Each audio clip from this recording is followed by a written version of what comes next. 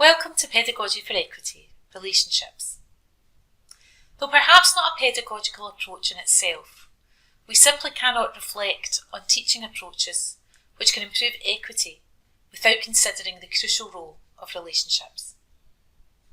During this session, we will consider how relationships can impact on learning, particularly for children and young people experiencing poverty, and how positive relationships can help improve outcomes and address the poverty-related gap. This short video is not intended to provide in-depth detail on all of the research around relationships and their impact on learning. However, we hope it will provide a stimulus for discussion and reflection which will help you to build on current practice. Throughout the video, there will be several pause points which point to further resources you may wish to explore.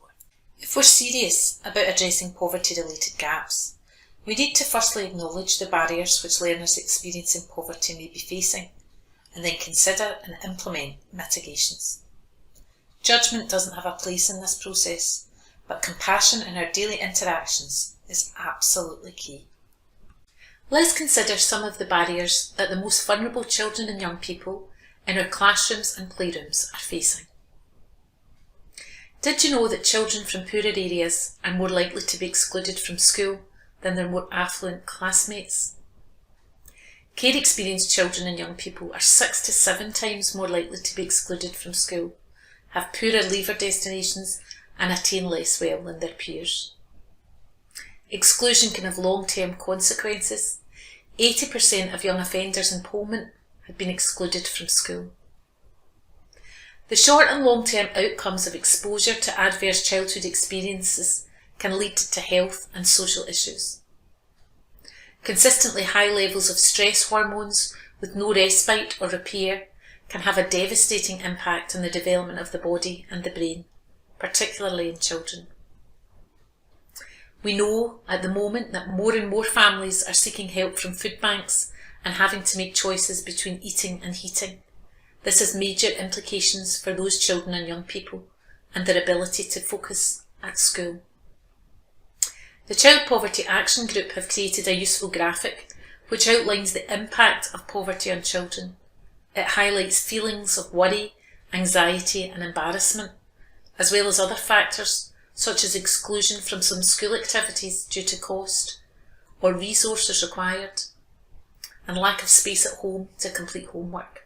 When we're aware of these barriers, it becomes clear that the environment we create for our learners and the relationships we have with them will be crucial to their experience of school and on their outcomes.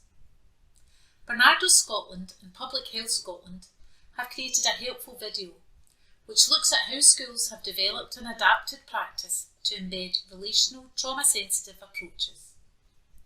In it, they identify nurture, respect, compassion, safety and rights as key components.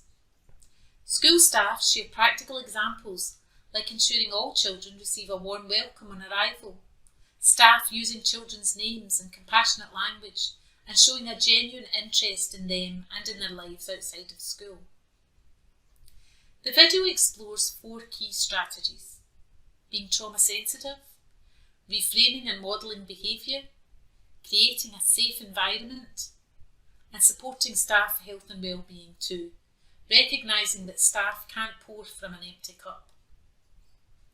Practical advice and examples are provided for each. For example, being trauma sensitive is not about creating and implementing specific interventions. It's just about our way of being and of treating others. Reframing and modelling behaviour can be achieved by changing our language. For example, referring to distressed behaviour, not challenging behaviour. Modelling our expectations in a consistent way across the establishment. Focusing on the positive by telling young people what it is that we want and not what we don't. Creating a safe environment with safe spaces, a robust health and well-being curriculum and well-trained staff. And supporting staff health and well-being by ensuring they feel safe and supported and are provided with regular check-ins too. The Education Endowment Foundation, in their Learning and Teaching Toolkit, point to the role of social and emotional learning. Evidence suggests that children from disadvantaged backgrounds have on average weaker social and emotional skills, and these are linked to poorer outcomes. They note that social and emotional learning interventions in education are shown to improve social and emotional skills, and are therefore likely to support disadvantaged pupils to understand and engage in healthy relationships with peers and emotional self-regulation, both of which may subsequently increase academic attainment.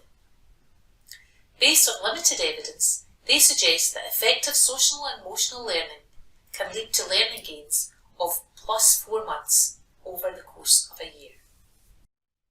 Two resources which schools may find particularly useful are the Compassionate and Connected Community professional learning activity and the Compassionate and Connected Classroom, a health and wellbeing curricular resource for upper primary.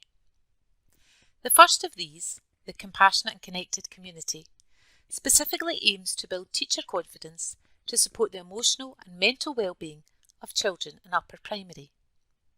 Local authority educational psychologists have been trained as trainers in the Compassionate Connected Classroom, so may be able to support the delivery of professional learning around trauma-informed practice. The Compassionate Connected Classroom aims to raise awareness of the potential impact of trauma and provide support which can mitigate the impact of adverse experiences.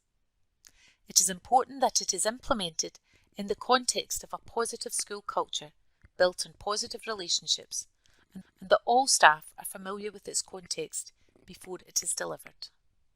Dr. Tim Corkerell, a senior educational psychologist, defines a sense of belonging as the extent to which students feel accepted, respected, included and supported by others in the school environment. He points out that a high sense of belonging is linked to better psychological well-being and academic performance, whilst low belonging is a predictor of poor engagement and an array of difficulties at school. He describes 5 golden rules which can help develop a positive sense of school belonging. Unsurprisingly, communicating understanding and acceptance through positive relationships is among these 5.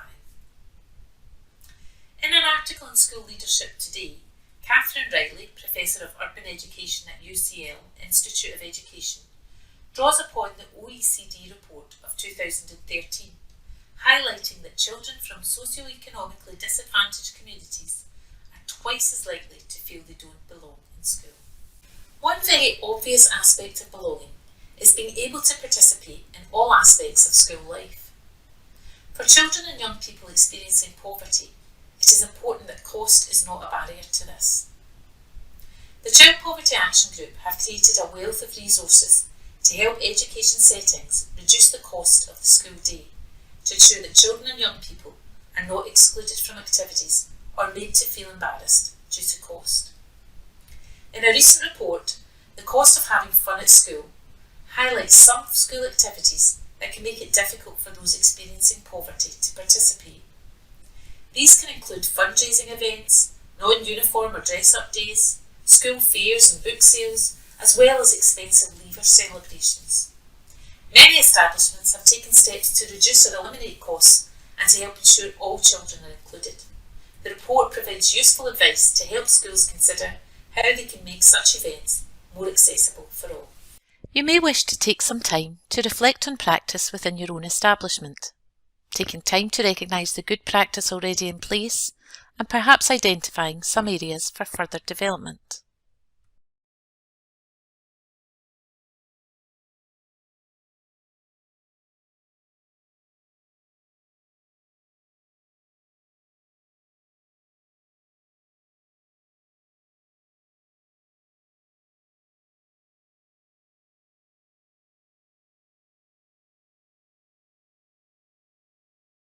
For more information on the subject of poverty and its impact on children and families, you may wish to explore some of the resources contained in this wakelet. You may also find the Cycle of Wellbeing resource useful in supporting positive mental health and well-being and positive relationships. It's perhaps appropriate that we finish with the words of Rita Pearson. Kids don't learn from people they don't like. You can view Rita's inspirational TED Talk here.